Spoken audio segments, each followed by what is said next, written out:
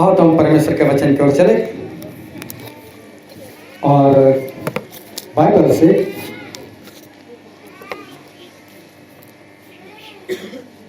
उत्पत्ति का पुस्तक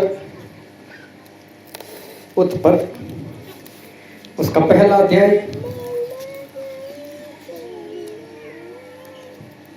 उत्पत्ति 1 और हम पढ़ेंगे उसके 26वें पद से लेकर उसके 31वें पद तक। उत्पत्ति 1 26 से 31। ਤਾਂ ਪਰਮੇਸ਼ਰ ਨੇ ਆਖਿਆ ਕਿ ਅਸੀਂ ਆਦਮੀ ਨੂੰ ਆਪਣੇ ਸਰੂਪ ਉੱਤੇ ਔਰ ਆਪਣੇ ਵਰਗਾ ਬਣਾਈਏ ਅਤੇ ਉਹ ਸਮੁੰਦਰ ਦੀਆਂ ਮੱਛੀਆਂ ਉੱਤੇ ਅਤੇ ਆਕਾਸ਼ ਦੇ ਪੰਛੀਆਂ ਉੱਤੇ ਅਤੇ ਡੰਗਰਾਂ ਉੱਤੇ ਸਗੋਂ ਸਾਰੀ ਧਰਤੀ ਉੱਤੇ ਅਤੇ ਧਰਤੀ ਪਰ ਸਾਰੇ ਘਿਸਰਨ ਵਾਲਿਆਂ ਉੱਤੇ ਰਾਜ ਕਰਨ। ਸੋ ਪਰਮੇਸ਼ਵਰ ਨੇ ਆਦਮੀ ਨੂੰ ਆਪਣੇ ਸਰੂਪ ਉੱਤੇ ਉਤਪਤ ਕੀਤਾ, ਪਰਮੇਸ਼ਵਰ ਦੇ ਸਰੂਪ ਉੱਤੇ ਉਹਨੂੰ ਉਤਪਤ ਕੀਤਾ, ਨਰ ਨਾਰੀ ਉਸਨੇ ਉਹਨਾਂ ਨੂੰ ਉਤਪਤ ਕੀਤਾ। ਪਰਮੇਸ਼ਰ ਨੇ ਉਹਨਾਂ ਨੂੰ ਅਸ਼ੀਸ਼ ਦਿੱਤੀ ਅਤੇ ਪਰਮੇਸ਼ਰ ਨੇ ਉਹਨਾਂ ਨੂੰ ਆਖਿਆ ਕਿ ਫਲੋ ਔਰ ਵਧੋ ਔਰ ਧਰਤੀ ਨੂੰ ਭਰ ਦਿਓ ਅਤੇ ਉਹਨੂੰ ਆਪਣੇ ਵਸ ਵਿੱਚ ਕਰੋ ਅਤੇ ਸਮੁੰਦਰ ਦੀਆਂ ਮੱਛੀਆਂ ਉੱਤੇ ਔਰ ਆਕਾਸ਼ ਦੀਆਂ ਪੰਛੀਆਂ ਉੱਤੇ ਅਤੇ ਸਾਰੀ ਧਰਤੀ ਪਰ ਘਿਸਰਨ ਵਾਲਿਆਂ ਜੀਆਂ ਉੱਤੇ ਰਾਜ ਕਰੋ। ਅਤੇ ਪਰਮੇਸ਼ਵਰ ਨੇ ਆਖਿਆ ਵੇਖੋ ਮੈਂ ਤੁਹਾਨੂੰ ਹਰ ਬੀ ਵਾਲਾ ਸਾਗ ਪੱਤ ਜਿਹੜਾ ਸਾਰੀ ਧਰਤੀ ਦੇ ਉੱਤੇ ਹੈ ਤੇ ਹਰ ਬਿਰਛ ਦੇ ਵਿੱਚ ਉਸ ਦਾ ਬੀ ਵਾਲਾ ਫਲ ਹੈ ਦੇ ਦਿੱਤਾ। ਇਹ ਤੁਹਾਡੇ ਲਈ ਭੋਜਨ ਹੈ ਅਤੇ ਮੈਂ ਧਰਤੀ ਦੇ ਹਰ ਜਾਨਵਰ ਨੂੰ ਔਰ ਆਕਾਸ਼ ਦੇ ਹਰ ਪੰਛੀ ਨੂੰ ਔਰ ਧਰਤੀ ਪਰ ਹਰ ਘਿਸਰਨ ਵਾਲੇ ਨੂੰ ਜਿਹਦੇ ਵਿੱਚ ਜੀਵਨ ਦਾ ਸਾਹ ਹੈ ਖਾਣ ਲਈ ਹਰ ਪ੍ਰਕਾਰ ਦਾ ਸਾਗ ਪੱਤ ਦੇ ਦਿੱਤਾ ਅਤੇ ਉਵੇਂ ਹੀ ਹੋ ਗਿਆ। ਉਪਰੰਤ ਪਰਮੇਸ਼ਵਰ ਨੇ ਸਰਬੱਤ ਨੂੰ ਜਿਹਨੂੰ ਉਹਨੇ ਬਣਾਇਆ ਸੀ ਵੇਖਿਆ ਅਤੇ ਵੇਖੋ ਉਹ ਬਹੁਤ ਹੀ ਚੰਗਾ ਸੀ। ਸੋ ਸੰਜ ਦੇ ਸਵੇਰ 6ਵਾਂ दिन होया। हालेलुया। परमेश्वर का वचन हमारे लिए बहुत ही आशीषित है और परमेश्वर का वचन सच्चा है और बाइबल में ऐसा लिखा है कि यदि आप सच्चाई को जानोगे तो सच्चाई तुम्हें आजाद करेगी। हालेलुया। और आज एक बार फिर परमेश्वर की सच्चाई आपके बीच में आएगी और उस सच्चाई को अगर आप ग्रहण करोगे उसके अनुसार चलोगे तो आपके जीवन से जो भी सारे से शैतान के बंधन है वो हमेशा हमेशा के लिए खत्म हो जाएंगे। हालेलुया। तो वचन सुनने वाले नहीं लेकिन सुनकर हम मानने वाले बनेंगे क्योंकि हमारे परमेश्वर अपने वचन से वो हमसे बातचीत करते रहते। जब भी वचन खुलता है तो समझ लो कोई इंसान नहीं लेकिन पवित्र आत्मा वो परमेश्वर के वचन हमारे बीच में पुकारते। एक बार एक भिख मांगने वाला था और कहीं पर बैठकर वो भिख मांग रहा था। उसका गुजारा ऐसे ही चलता था। एक बार वहां से एक बड़ा इंसान अपनी कार लेकर वहां से गुजर रहा था। उसने इस भिख मांगने वाले को देखा, अपनी कार को स्टॉप किया और भीख मांगने के वाले के पास चला गया और उससे कहा क्या तुम्हारे पास कोई जॉब नहीं है, कोई नौकरी नहीं है? बोले नहीं, मेरे पास कुछ नहीं है। बोले कोई कारोबार कर लेते? बोले मैं तो वो भी नहीं कर सकता, मेरे पास पैसे नहीं है। बोले क्या तू कुछ कर सकता है? बोले हाँ मैं कर सकता हूं, मेरे पास कुछ ज्ञान है और मैं उस ज्ञान के अनुसार मैं काम तो कर सकता हूं लेकिन उसके लिए मुझे काफी पैसों की जरूरत है। अगर कहीं से मेरे पास कुछ पैसे आ जाए तो मैं फैक्ट्री डाल सकता हूँ और अच्छी सी कमाई कर सकता हूँ। उस भाई साहब ने बताया कितने पैसे चाहिए। बोले पैसे मैं लगाता हूँ। बोले मैं तो अनजान हूँ, मैं भिखारी हूँ, क्या आप मुझ पर पैसा लगाओगे? बोले हाँ, मैं तेरे ऊपर पैसे लगाऊंगा, लेकिन मैं चाहता हूं कि तू जो भीख मांग रहा है वहां से बाहर आ जा। मैं चाहता हूं तू कुछ कमाए कर। मैं चाहता हूं तेरे दिन बदल जाए और मेरे पास काफी पैसा है, मैं ये काम कर सकता हूं। पूरी योजना बनाई गई, कहां पर जमीन लेनी है, फैक्ट्री में कितने पैसे लगाने हैं, कैसी मशीन आनी चाहिए, कितने इंसान की जरूरत है, सब कुछ तय करते हुए उस भाई साहब ने सारे पैसे निकाले और पैसे निकाल कर उसको एक फैक्ट्री लगा कर दी। ये भाई साहब ने बोला आपने मेरे ऊपर काफी खर्च कर दिया, लेकिन मुफ्त में तो कोई काम करता नहीं। आपने इतना सब कुछ मेरे लिए किया, बदले में मुझे क्या देना पड़ेगा? बोले बस तू जो कमाई करेगा उसका 10% मुझे दे देना। अगर तू 100 रुपये कमाएगा, 90 रुपये तेरे, 10 रुपये मेरे। बोले 1 साल के बाद अब मैं तेरे पास आऊंगा मिलने के लिए, और जो भी कमाई होगी हम उसका हिसाब कर लेंगे। भिखारी बोलता है ठीक है। उसने मेहनत की, पैसा पहले से लग चुका था, उसकी मेहनत रंग लाई, उसका कारोबार बढ़ने लगा, कमाई अच्छी से होने लगी। 1 साल देखते देखते खत्म हो गया, उसकी कमाई भी काफी हो गई थी। 1 साल के बाद इसको याद आया वो इंसान जिसने पैसे लगाए थे। बोले 1 साल हो गया, अभी तो आएगा। और तब उसके दिमाग में आया उसने किया क्या?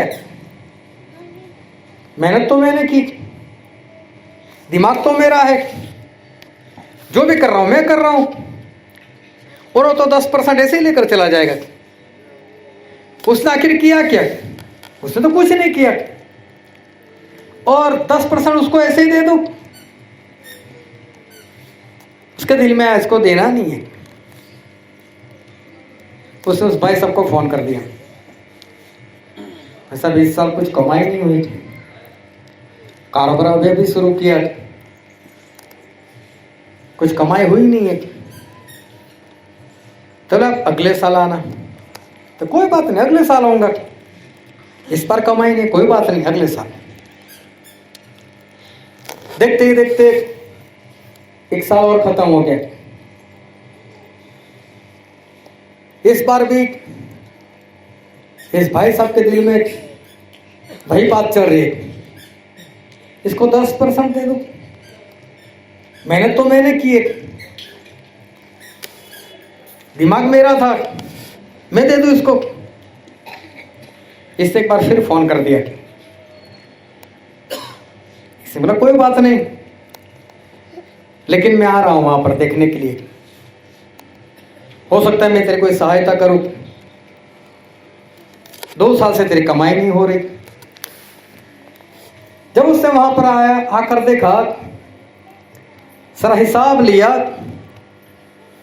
उसने देखा इसने तो पिछले साल भी कमाई की है, अच्छी कमाई की, तगड़ी कमाई की है। उसको बोला भाई साहब ये सब क्या है? क्या तू मुझे दे नहीं सकता मेरा 10%? तू कहां भीख मांग रहा था, दूसरा साल हो गया, अभी भी तूने कमाई की, तेरे दिल में ऐसी बात कहां से आई? जबकि सब कुछ तो मैंने तेरे लिए किया, तेरे पास दिमाग था, तेरे पास अकल थी, लेकिन तू कौन सा ये कारोबार कर सकने वाला था? तू तो भीख मांग रहा था। क्या उस दिन को भूल गया? इस भाई साहब ने उसे अपनी फैक्ट्री से निकाल दिया, बोलो तू यहाँ से निकल, अब तू यहाँ पर काम नहीं करेगा, ये फैक्ट्री में तो या तो बंद कर दूंगा या किसी और को मैं दे दूंगा, लेकिन अब तू यहाँ पर काम नहीं करेगा। जैसा था वैसे ही उसको निकाल दिया। उसके पास जो था वो सब कुछ ले लिया। बोले इसका मालिक मैं हूं, तू नहीं। एक बार फिर से 2 साल के बाद ये जो भाई साहब थे वापस वहीं पर आ गए जहां से इतनी ऊंचाई को उन्होंने पा लिया था। हालेलुया। बहुत ध्यान से समझना कि हमारे परमेश्वर वो हमसे बातचीत करते रहते। एक बार एक राजा जी थे और अपनी प्रजा को वो देखते रहते थे कि कहीं कोई दुखी तो नहीं। एक बार उन्होंने किसी इंसान को देख लिया, फटे पुराने से कपड़े, उसके घर जाकर देखा खाने के लिए कुछ नहीं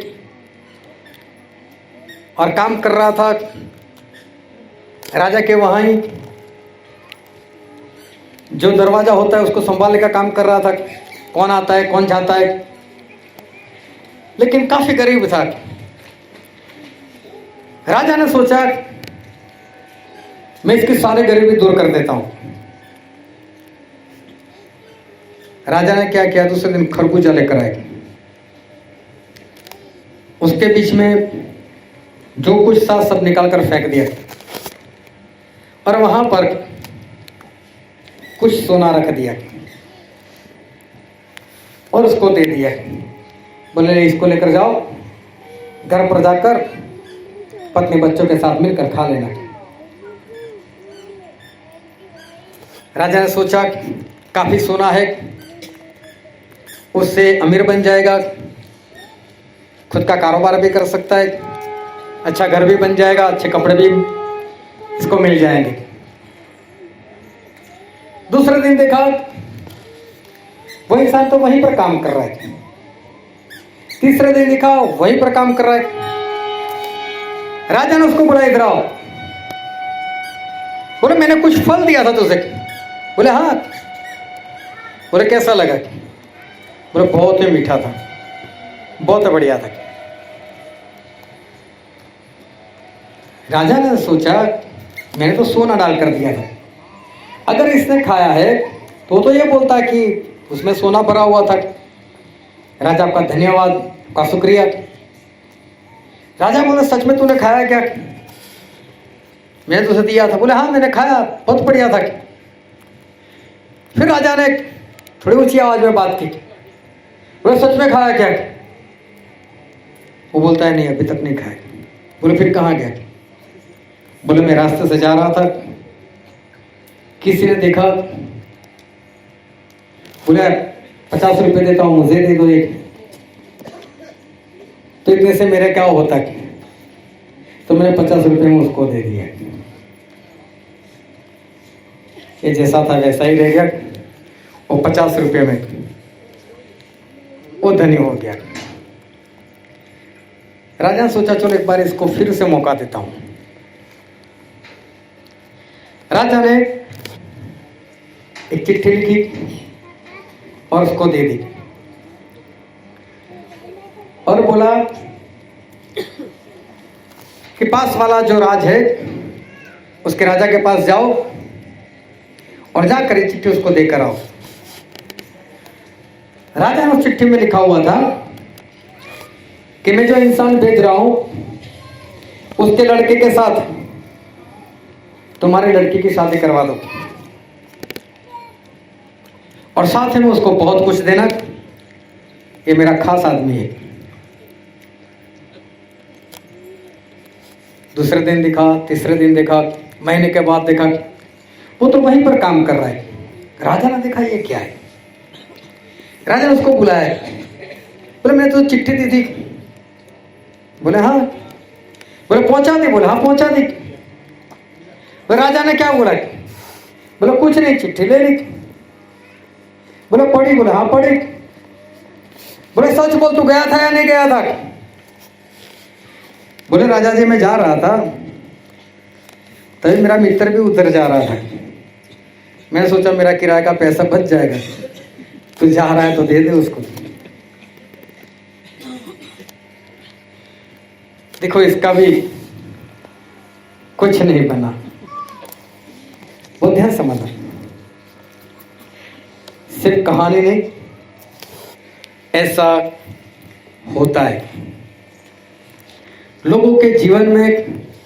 आज ऐसी बातें जो है वो होती रहती है।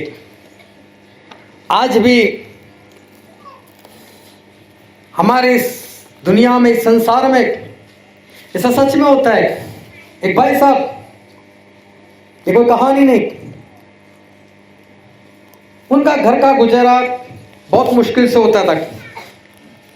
कारण ये था कि हमारे गुजरात में 2002 में बहुत बड़ी वारदात हुई थी हिंदू और मुसलमान को लेकर, और उसमें बहुत सारे मार दिए गए। उसमें ये जो भाई साहब थे वो जहां पर रह रहे थे वहां पर मुसलमान लोग रह रहे थे।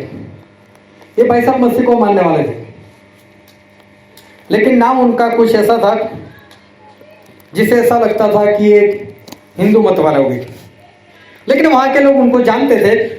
उन्होंने इनको बताया भाई साहब आप हमारा इलाका छोड़कर कहीं चले जाओ, क्योंकि हम हो सकता है कोई आकर आपको खत्म कर दे, हम आपको ना बचा पाए। हम तो आपको जानते हैं, हम आपको कुछ नहीं होने देंगे, लेकिन आप यहां से निकल जाओ तो बहुत अच्छा है। वो भाई साहब वहां से निकल गए। एक बड़ी सी बिल्डिंग, 5 मंजिला बिल्डिंग बन रही थी, और वहां पर 5वीं मंजिल पर उन्होंने अपने लिए घर खरीद लिया। उनकी जॉब अच्छी थी उस वक्त, घर खरीद लिया। तो घर खरीदने के लिए पैसा तो नहीं था, लेकिन लोन करवा ली। और फिर ऐसा हुआ, जब वो उस घर में चले गए, पत्नी थी, 2 छोटे छोटे बच्चे थे, दोनों स्कूल में पढ़ रहे थे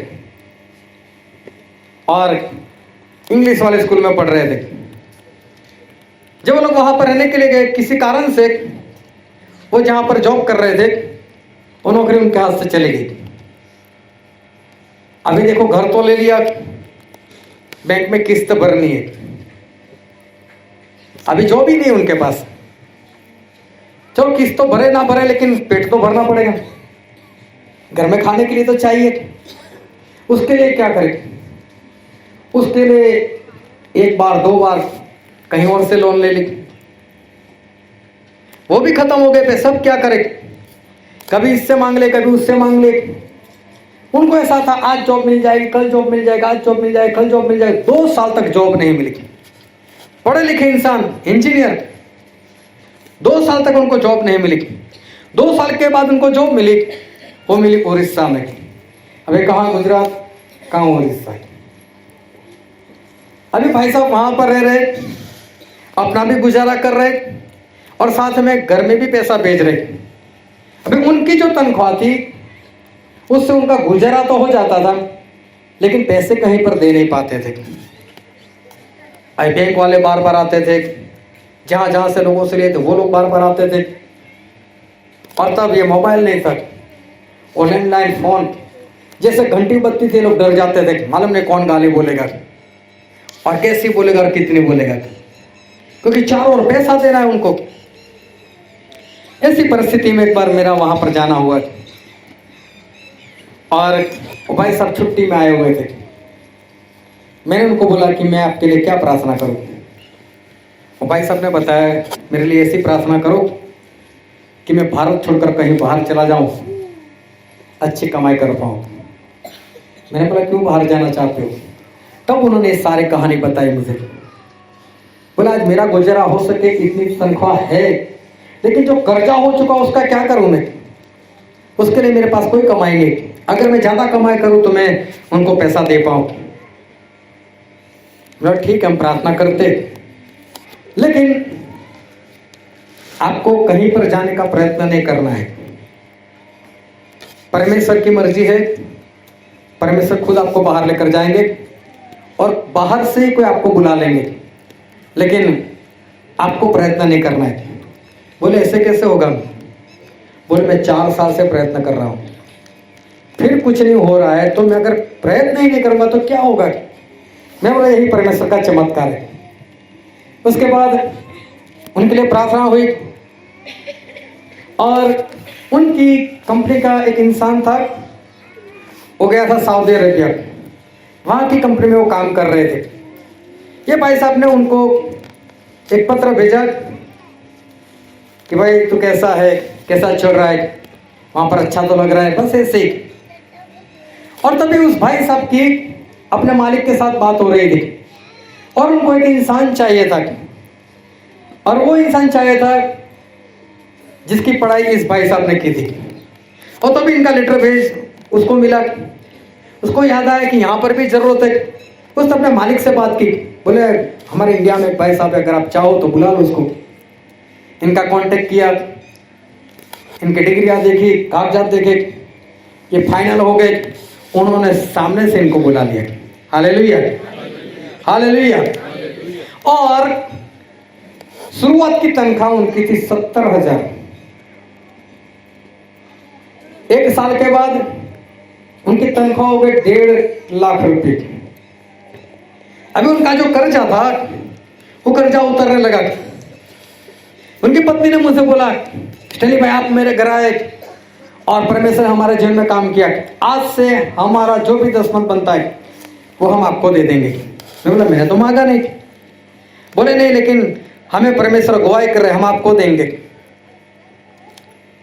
मैंने बोला देखो परमेश्वर बोलते तो करो, लेकिन मैंने आपके पास ना मांगा है ना कभी मांगने वाला हूं। उसके बाद क्या हुआ, मैं जब उनको मिलने के लिए गया, वो बहन मेरे साथ बातें करने लगी, जाने दो ना, बहुत कर्जा अभी तो, अभी तो इतने पैसे देने बाकी, ये करना है वो करना है। मतलब मुझे ये दिखाना चाहती थी मैं दसमंत नहीं दे सकती अभी। उसको ऐसा कहीं मांग ना ले, दूसरे महीने तीसरे महीने, लेकिन हर बार उसी तरह से बात करने लगी। मैं समझ गया उनकी तनख्वाह भी बढ़ती ही गई, सारा कर्जा उतर गया। उसके बाद अपने लिए बड़ी सी कोठी देखने लगे, हम बड़ी कोठी बनाएंगे,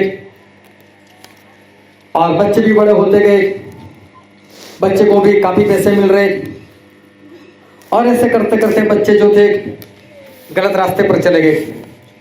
जो लड़का था शराब भी पीने लगा, सिगरेट भी पीने लगा। उसके बाद जुआ भी खेलने लगा। एक बार बीच में काफी गैप हो गया, कई साल तक मैं उनके पास गया नहीं, ना मिला। एक बार बहन जी का मुझे फोन आ गया, बोले मुझे मिलने के लिए नहीं आओगे? मैं लाऊंगा। कहां पर हो अभी? वो किसी और शहर में रहते थे, अभी मेरे ही शहर में रहने के लिए आ गए थे। जब उनको मिलने के लिए गया, मैं बोला ये घर कब लिए? बोले घर लिया नहीं, इधर किराए से।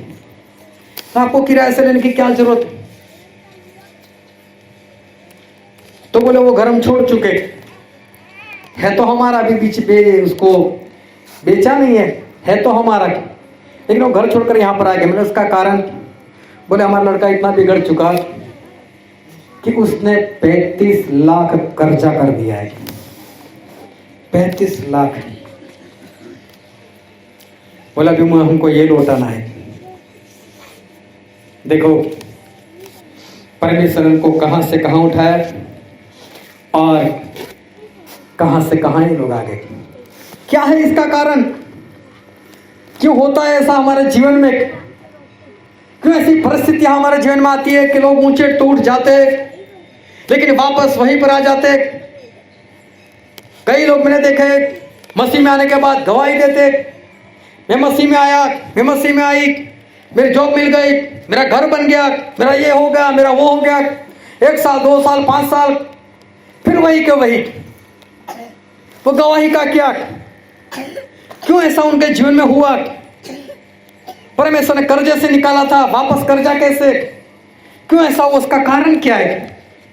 और बाइबल में हम पढ़ते हैं यिर्मयाह उसका 17 अध्याय और उसका 5 और 6 पद।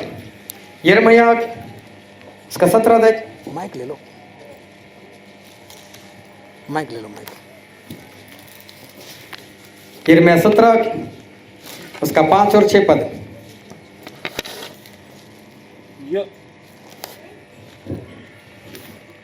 यहोवा इਉਂ फरमाਉਂਦਾ है, श्राप उस मर्द उत्ते ਜਿਹੜਾ आदमी ਦਾ भरोसा करता है। श्राप उस इंसान के ऊपर जो किस पर भरोसा करता है, आदमी पर। हालेलुया, जो इंसान पर भरोसा करता है। और ਅਤੇ ਬਸਰ ਨੂੰ ਆਪਣੀ ਬਾਹ ਬਣਾਉਂਦਾ ਹੈ, ਜਿਹਦਾ ਦਿਲ ਯਹੋਵਾ ਵੱਲੋਂ ਫਿਰ ਜਾਂਦਾ ਹੈ। ਉਹ ਥਲ ਦੇ ਰਤਮੇ ਵਰਗਾ ਵਾਂਗੂ ਹੈ, ਉਹ ਕੋਈ ਭਲਾਈ ਆਉਂਦੀ ਨਾ ਵੇਖੇਗਾ। Hallelujah, hallelujah. हाँ पढ़ो पढ़ो। ਉਹ ਅਜਾੜ ਦੇ ਸੜੇ ਹੋਏ ਥਾਵਾਂ ਵਿੱਚ ਵਸੇਗਾ, ਬੇਆਬਾਦ ਕਲਰ ਸ਼ੋਰ ਵਿੱਚ।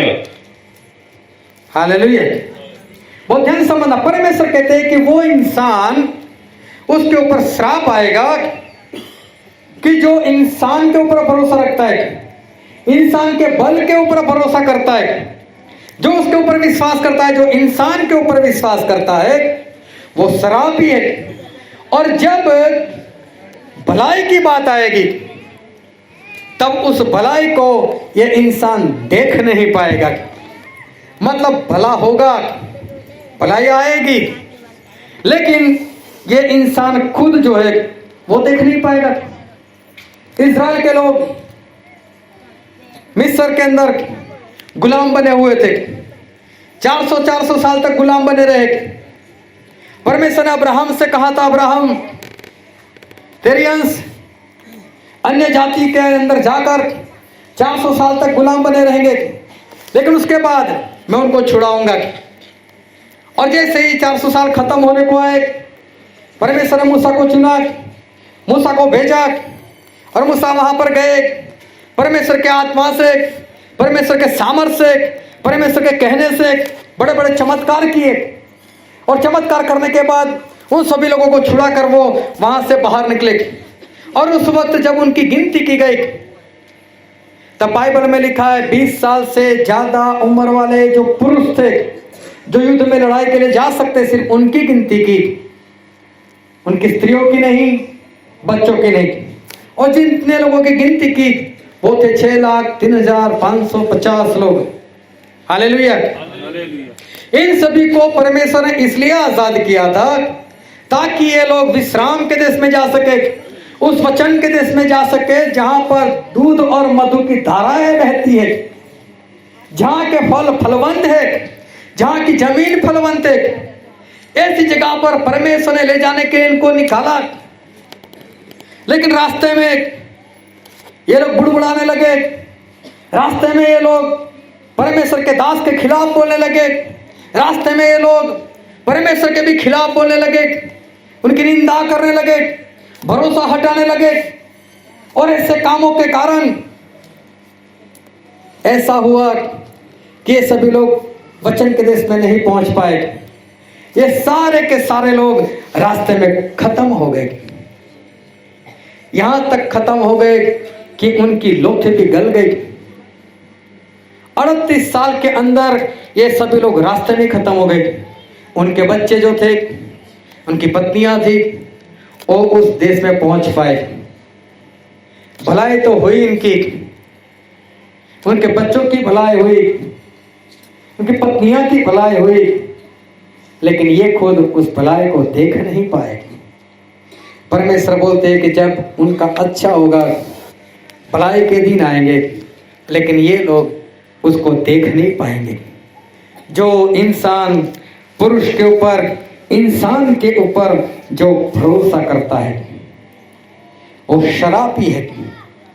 जो परमेश्वर की ओर से अपना मुंह जो है वो फेर लेता है, परमेश्वर का वचन कहता है कि वो शराबी है। जब अच्छा होगा उसके जीवन में वो देख नहीं पाएगा। एक बार एक भाई साहब के लिए प्रार्थना करना जाना हुआ।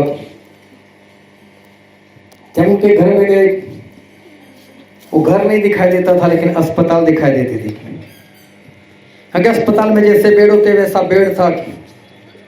उस भाई साहब को वहां पर सुला कर रखा था। 3 साल से कोमा में थे वो। घर में ही सारी मशीनें लगी हुई थी।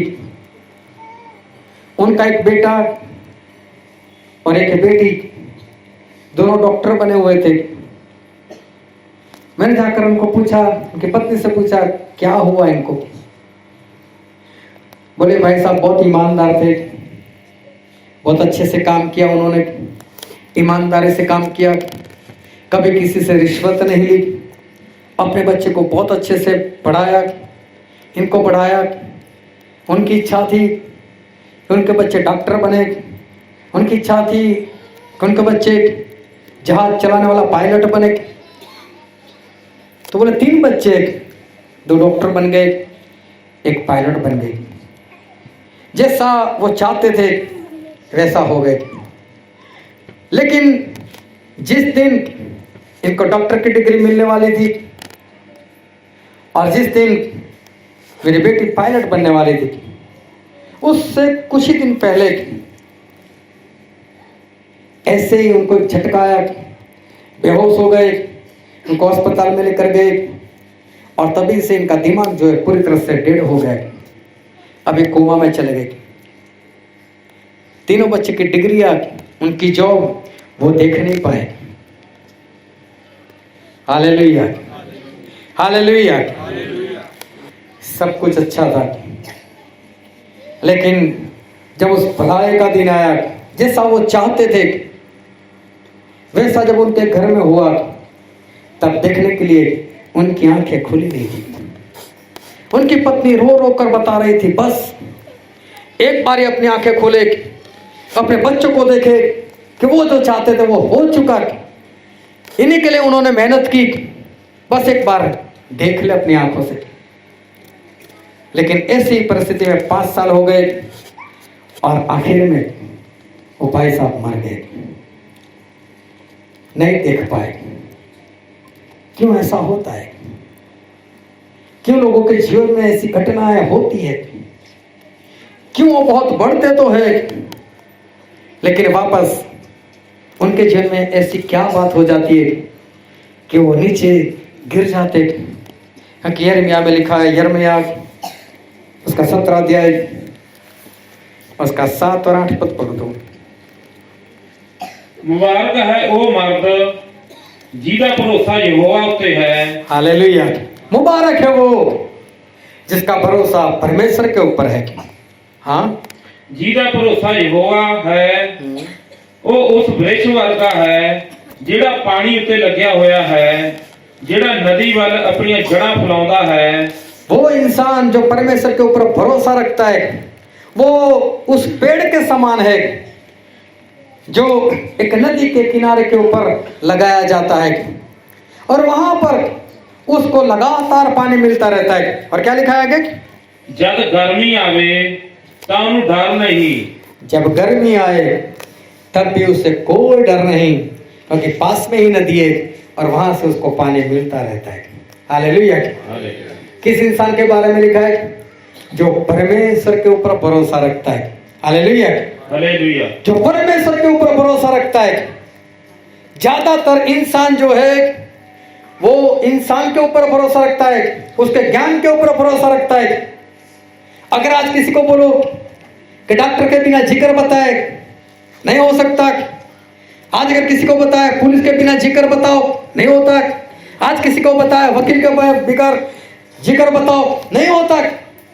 इनकी जरूरत महसूस होती है, इनके ऊपर भरोसा करना पड़ता है। लेकिन जिसका भरोसा सिर्फ परमेश्वर के ऊपर भरोसा 100%, इसका मतलब होता है और किसी के ऊपर भरोसा नहीं करना। बस इसी को परमेश्वर के ऊपर भरोसा कहते। जब मैं मसीह में आया, मेरा कारोबार बहुत बढ़िया चल रहा था।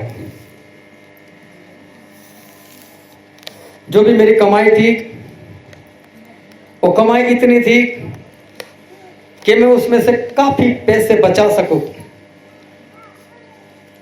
लेकिन परमेश्वर की आशीष नहीं होने के कारण मैं चाहे कितनी भी कमाई करूं, लेकिन जब मुझे जरूरत होती थी मुझे कहीं से न कहीं से पैसा मांगना ही पड़ता था। कभी ब्याज से लो, कभी किसी मित्र से ले लो, फिर उसको चुकाओ, ब्याज भरो, बस यही एक जिंदगी थी। लेकिन जैसे ही मसीह में आए, वही कारोबार और उतनी ही कमाई। ऐसा नहीं था कि मसीह में आने के बाद मेरी कमाई डबल हो गई, उतनी ही थी। लेकिन अब परमेश्वर की आशीष थी, अब परमेश्वर के ऊपर भरोसा था, अब परमेश्वर के पीछे चलते थे, अब पैसे बचने लगे। हालेलुया। हालेलुया। पहले उतनी ही कमाई, वो भी ज्यादा ही थी, लेकिन एक भी पैसा हम बचा नहीं सकते थे। बचा सकने की तो बात दूर, लेकिन जब भी जरूरत होती थी मांगना पड़ता था लोगों से। लेकिन वही कमाई, लेकिन मसीह में आने के बाद अब परमेश्वर की आशीष है, और आशीष के कारण अब मैं देने वाला बन गया, लेने वाला नहीं। हालेलुया। हालेलुया। हालेलुया। हालेलुया। बहुत ध्यान से समझना। उसके बाद परमेश्वर ने बोला ये कारोबार ही बंद कर दो। देखो, कारोबार ही बंद कर दिया 2003 में। आज 2019 चल रही है, वो भी खत्म होने को है, बस आखिरी 1 महीना बाकी है।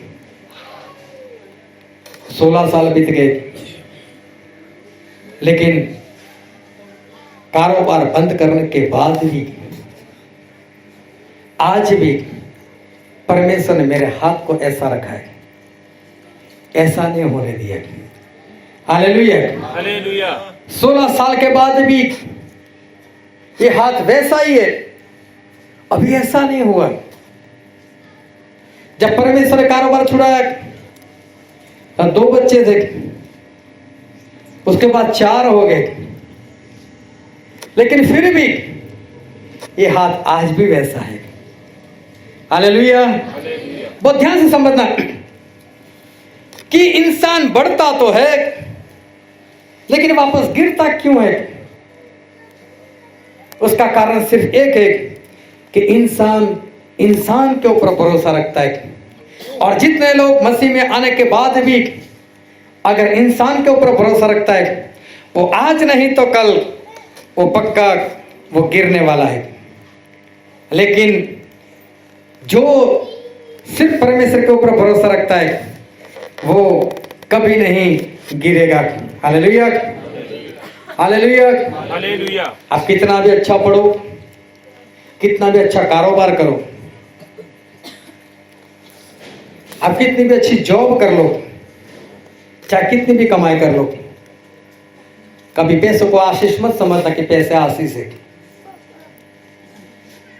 मैंने देखा है जितने लोगों के पास ज्यादा पैसे आए, उन्हीं के जीवन में ज्यादा टेंशन है। आप घर से बाहर निकले, चर्च में जा रहे थे, 1 किलोमीटर गए और याद आया, अरे घर में तो ताला लगाना भूल गए। चलो कोई बात नहीं, उसमें क्या है।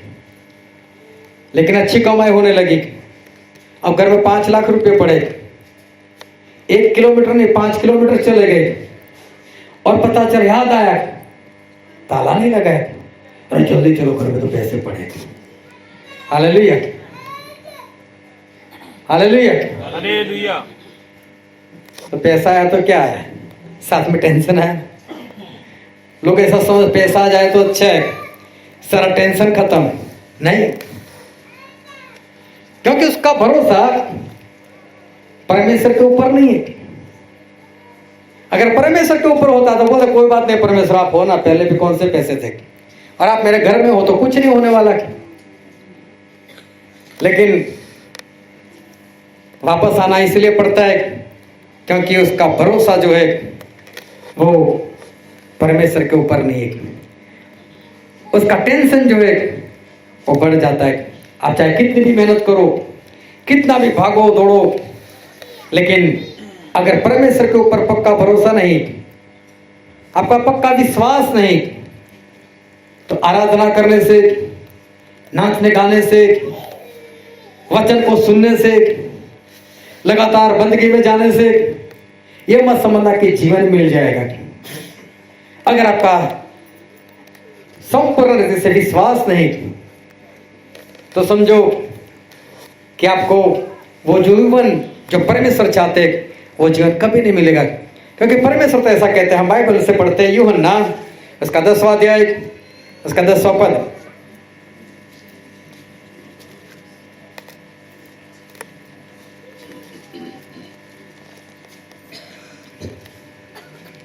यूहन्ना 10। चोर नहीं आਉਂਦਾ पर ਇਸ ਲਈ ਜੋ ਚਰਾਵੇ ਅਰ ਵੱਡੇ ਅਤੇ ਨਾਸ਼ ਕਰੇ। ਮੈਂ ਇਸ ਲਈ ਆਇਆ ਭਈ ਉਹਨਾਂ ਨੂੰ ਜਿਉਣ ਮਿਲੇ, ਸਗੋं चोखा मिले। बाइबल में लिखा है, परमेश्वर कहते हैं मैं इसलिए आया, प्रभु यीशु कहते हैं मैं इसलिए आया कि उन्हें जीवन मिले और बहुतायत से जीवन मिले। हालेलुया। हालेलुया। तो सब कुछ होने से, पैसा होने से टेंशन बढ़ता है, और टेंशन बढ़ता है तो समझ लो टेंशन के साथ बीमारियां बढ़ती है, और जीवन जो होना चाहिए वो जीवन होता नहीं। लेकिन अगर जीवन में परमेश्वर की आज्ञाकारी है, उनके वचन की आज्ञाकारी है, तो समझ लेना कि आपके पास पैसे है या नहीं है, लेकिन आपके जीवन में शांति बनी रहेगी। क्योंकि जबूर में ऐसा लिखा है, जबूर उसका 127 उसका 2 पद।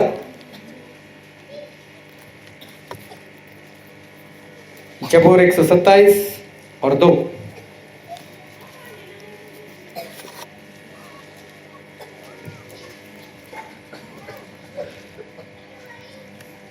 ਤੁਹਾਡਾ ਸਵੇਰ ਦਾ ਉੱਠਣਾ ਤੇ ਅਵੇਰ ਠੀਕ ਬੈਠੇ ਰਹਿਣਾ ਤੇ ਦੁੱਖਾਂ ਦੀ ਰੋਟੀ ਖਾਣੀ ਵਿਅਰਥ ਹੈ। ਉਹ ਤਾਂ ਆਪਣੇ ਪ੍ਰੀਤਮ ਨੂੰ ਨੀਂਦ ਦਿੰਦਾ ਹੈ। हालेलुया। हालेलुया। क्या लिखा है? सुबह जल्दी उठो, रात को देरी से सो जाओ, बहुत मेहनत करो, लेकिन क्या है? व्यर्थ। सुबह जल्दी उठो, भागो दौड़ो, मेहनत करो, रात तक काम करते रहो, लेकिन परमेश्वर के ऊपर भरोसा नहीं, परमेश्वर के ऊपर पक्का विश्वास नहीं, तो परमेश्वर बोलते हैं कि तुम्हारा सुबह जल्दी उठना, देर रात तक काम करना, वो सारा कुछ व्यर्थ है। क्योंकि परमेश्वर अपने प्रीतम को, मतलब कि जो उनसे प्रेम करते हैं, हालेलुया, वो तो अगर सोता भी रहता है तो भी परमेश्वर देते हैं। हालेलुया। हालेलुया। वो तो सोया रहेगा फिर भी परमेश्वर उसको देंगे, कहीं पर नहीं जाएगा। परमेश्वर का वचन है कि परमेश्वर जिससे प्रेम करते हैं तो उसको तो परमेश्वर नींद में भी दे देते। क्योंकि जब इंसान वो मानता नहीं परमेश्वर को, उसके ऊपर इतना भरोसा नहीं, परमेश्वर के ऊपर प्रेम नहीं, उनकी आज्ञाकारी नहीं, इसलिए उसके जीवन में जो आशीष आनी चाहिए वो आशीष नहीं आती। चाहे कितनी भी मेहनत करो, लेकिन कुछ भी नहीं होता। हालेलुया। हालेलुया। हालेलुया। हालेलुया। और ध्यान से समझना कि परमेश्वर जो है वो हमसे बातचीत करते हैं। क्यों ऐसा होता है? ये एक कानून है। क्यों इंसान के पास आशीष आती है, आबादी आती है, अच्छा घर बन जाता है, पैसा मिल जाता है, जॉब लग जाती है, पत्नी मिल जाती है, पति मिल जाता है, बच्चे हो जाते हैं, प्रार्थना में जाते हैं, सब कुछ होता है, लेकिन उसके बाद भी बंदगी चालू रहती है, आराधना चालू रहती है, बाइबल पढ़ना भी चालू रहता है, लेकिन फिर भी एक बार फिर से सब डाउन होने लगता है। उसका कारण क्या है? और ध्यान समझना, ये एक परमेश्वर का बनाया हुआ एक कानून है। ये परमेश्वर का बनाया हुआ एक कानून है। क्या परमेश्वर ऐसा करते हैं? आप परमेश्वर में आ गए, उससे पहले आपके जीवन में कर्जा था, परमेश्वर में आ गए, परमेश्वर ने कर्जा दूर कर दिया। अब परमेश्वर से आप पीछे हटने लगे, तो क्या परमेश्वर आपके ऊपर क्रोधायमान होकर वापस सब कुछ छीन लेते हैं क्या? कई बार ऐसा होता है लोग मांगते हैं, पाते हैं, कुछ समय होता है परमेश्वर से दूर होते खो देते हैं। क्या ऐसा है कि आप परमेश्वर को नहीं मानने के कारण परमेश्वर आपसे छीन लेते हैं? क्या ये काम परमेश्वर करते? हाँ, ये कानून है, लेकिन क्या परमेश्वर छीन लेते क्या किसी का? अगर परमेश्वर ने आपको दिया, उसके बाद आपने परमेश्वर को नहीं माना और आपके हाथ से वो सब कुछ चला गया, क्या वो परमेश्वर छीन लेते? और ध्यान समझना, हमारे परमेश्वर सिर्फ देना चाहते, वो लेते नहीं। याकूब की पत्री में लिखा है, उसके 3 अध्याय में लिखा है कि एक झरना जो खारा पानी देता है वो क्या मीठा पानी देगा? अगर वो मीठा पानी देता है तो क्या खारा पानी देगा? क्या अंगूर की बेल से क्या अंजीर के फल मिल सकते? बोले नहीं, ऐसा नहीं होता। तो जो हमारे परमेश्वर जीवन देते वो कभी मौत नहीं देते। हमारे परमेश्वर जो चंगाई देते वो कभी बीमारियां नहीं देते। हमारे परमेश्वर जो आशीष देते वो कभी श्राप नहीं देते। तो फिर भी ऐसा होता क्यों है जीवन में? और वो भी परमेश्वर से दूर जाने के कारण क्यों ऐसा हो जाता है हमारे जीवन में? इसका कारण क्या है?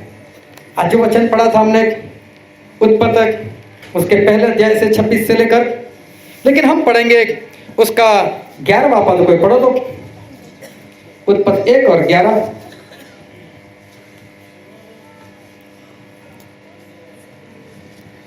फिर परमेश्वर ने आख्या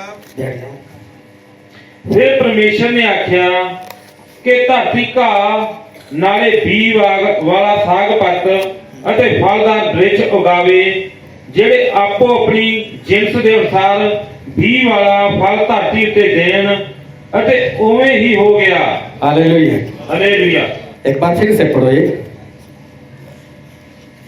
फिर परमेश्वर ने आख्या, फिर परमेश्वर ने ऐसा बोला कि धरती घाह नाले बी वाला साग पत, हाँ, जिसमें बीज है वो साग पत ਅਤੇ फलदार वृक्ष उगावे, हाँ, फलदार वृक्ष उगाए, ਜਿਹੜੇ ਆਪੋ ਆਪਣੀ ਜਿਨਸ ਦੇ ਅਨੁਸਾਰ ਬੀ ਵਾਲਾ फल धरती ਉੱਤੇ देण।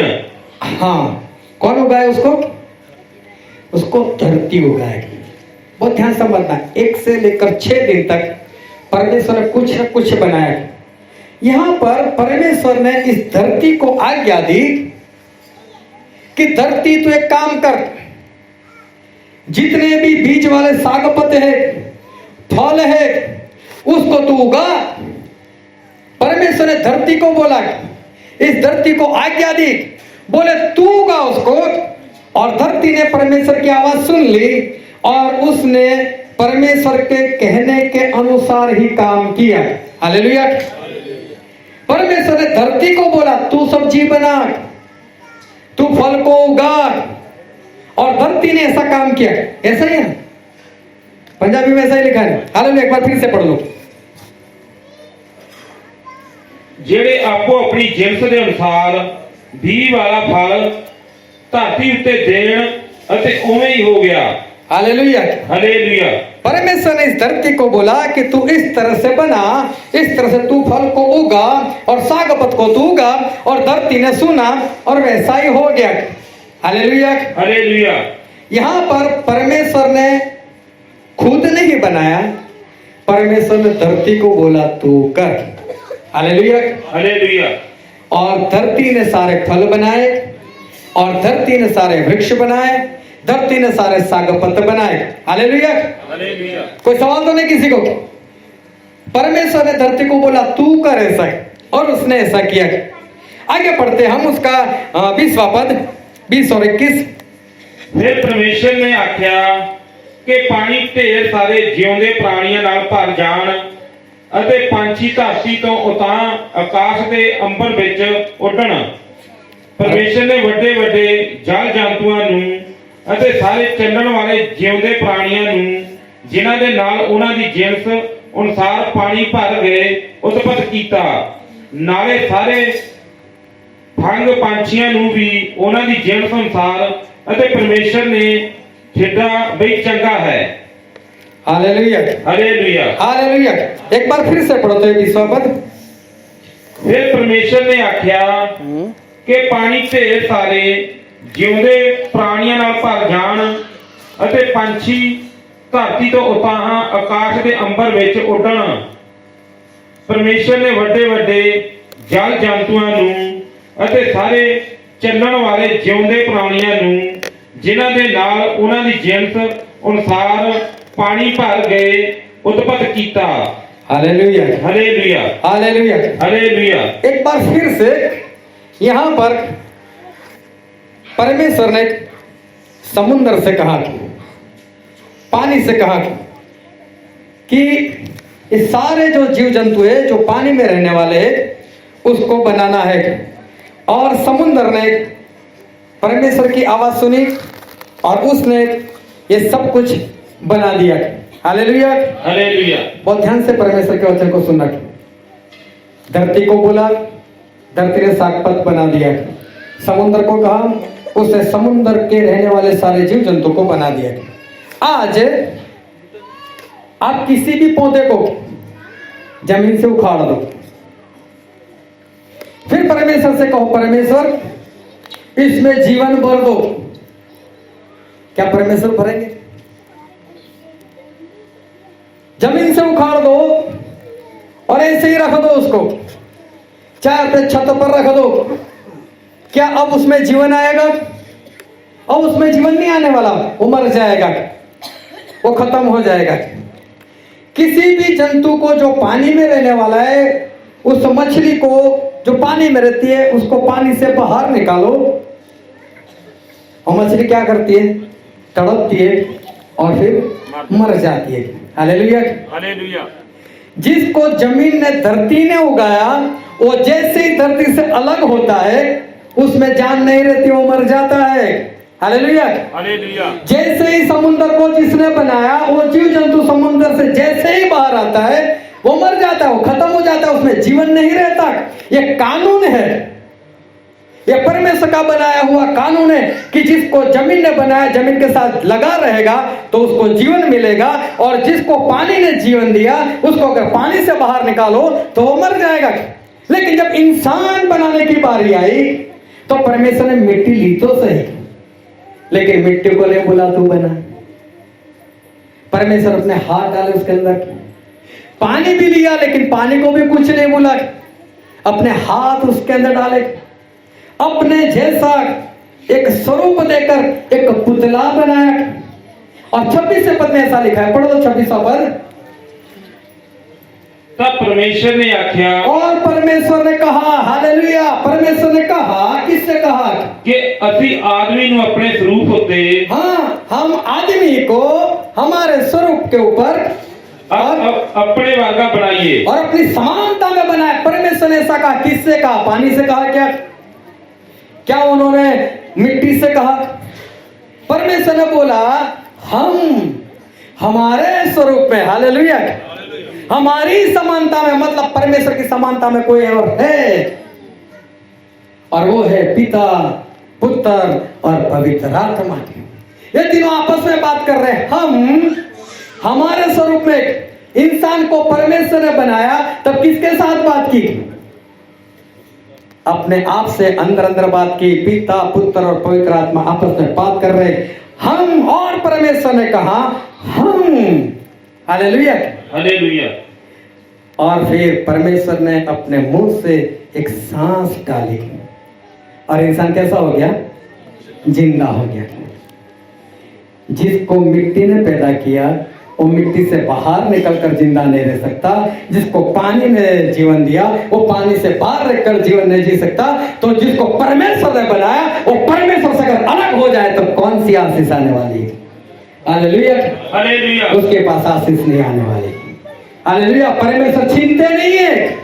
आप परमेश्वर में आ गए, आशीष आ गई। परमेश्वर से चले गए, आशीष चली नहीं गई, परमेश्वर छीन नहीं लिया। आप परमेश्वर से जुदा हो गए, परमेश्वर से जुदा होकर कोई जीवन ही नहीं है। परमेश्वर ने आदम को बोला था, हवा को बोला था, जिस दिन ये भले बुरे वृक्ष का फल अगर आप खाओगे उस दिन मर जाओगे। क्या मर गए थे वो? लेकिन उनको वहां से निकाल दिया, भागो यहां से, अब तेरा मेरा कोई रिश्ता नहीं। अब दुख से रोटी खानी पड़ती थी ना, रोटी तो मिलती थी लेकिन दुख से मिलती थी ना। हालेलुया। नमक खाना तो चाहता हूं लेकिन दुख से, क्यों? मेरा ब्लड प्रेशर बढ़ जाता है अभी तो। मीठी चाय पीना तो चाहता हूं लेकिन शुगर फ्री की गोली डालकर। परमेश्वर से दूर रहो, पैसों में आशीष नहीं है। परमेश्वर से दूर गए, बात खत्म हो गई आपके जीवन में। अब आपके पास कोई जीवन नहीं। परमेश्वर में बने रहो, लगातार बने रहो, तो आपके पास जीवन है। जो परमेश्वर सर्वशक्तिमान है, क्या वो आपको डॉक्टर के पास भेजेंगे? मैं नहीं कर सकता, तू जा अभी अपना ऑपरेशन करवा ले। क्या परमेश्वर वकील के पास भेजेंगे? मैं तेरा झगड़ा नहीं निपटा सकता, मेरे अंदर शक्ति नहीं है। क्या परमेश्वर पुलिस के पास भेजेंगे? मैं नहीं कर सकता।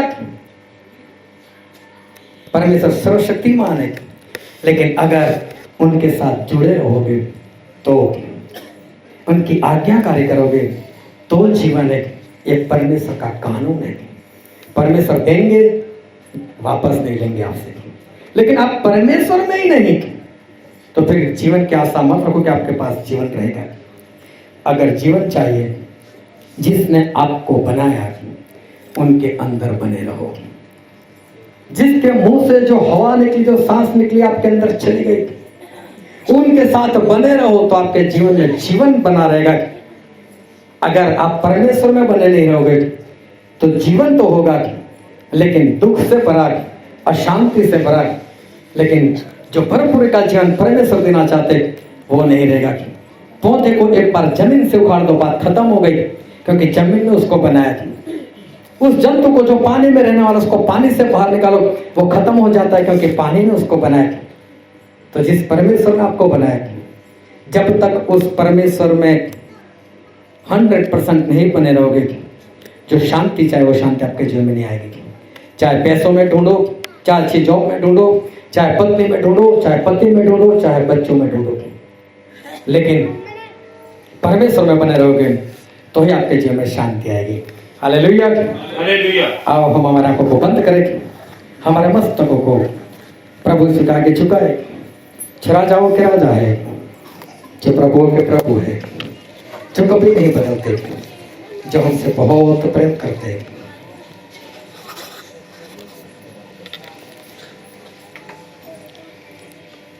सभी अपनी आंखें बंद करें, सभी अपने मस्तकों को झुका कर रखें। अभी भी परमेश्वर की आवाज हमारे बीच में है, वो अभी भी बोल रहे हैं। मेरे प्रियो, आप किस में जीवन ढूंढते हो? क्या पैसों में? लेकिन वही पैसे कोई और खा जाता है, और तब पता चलता है कि पैसों में जीवन नहीं है। क्या इस शरीर में जीवन है? अच्छे खूबसूरत दिखने में जीवन है? जब बीमारी आती है तब पता चलता है इसमें भी जीवन नहीं है। क्या पति में, पत्नी में जब लड़ाई झगड़ा होता है तब पता चलता है यहां पर भी जीवन नहीं है। मेरे प्रियो, आपके पास कैसी पत्नी है? आपके पास कैसा पति है? आपके पास कैसे बच्चे हैं? आपके पास कैसे माता पिता है? आपके पास कैसे रिश्तेदार है? इससे कुछ भी लेना देना नहीं। अगर आप मसीह में हो, अगर आप उनके आज्ञाकारी में हो, तो मेरे प्रियो, ये सभी लोग आपके साथ अच्छे से ही रहेंगे। आपके जीवन में शांति बनी रहेगी। जिस पौधे को मिट्टी ने उगाया, वो मिट्टी से जुदा होकर जी नहीं सकता। जिस समुद्र ने उस जंतु को बनाया, उस मछली को बनाया, और पानी से बाहर निकलकर जी नहीं सकते। मेरे प्रिय, जिस परमेश्वर ने आपको बनाया है, उस परमेश्वर में अगर आप बने नहीं रहोगे, तो आपके पास जीवन नहीं आएगा। अगर जीवन चाहिए, तो उस परमेश्वर के अंदर उनके वचन की आज्ञाकारी करते हुए संपूर्ण रीति से उनको प्रेम करते हुए उनके वचन के अंदर हमेशा हमेशा बने रहो और परमेश्वर की आशीष, परमेश्वर की चंगाई, उनका आनंद हमेशा आपके जीवन में रहेगा। ये वचन समझने के लिए, ग्रहण करने के लिए, उसके अनुसार चलने के लिए प्रभु यीशु की कृपा हम सभी पर होने पाए।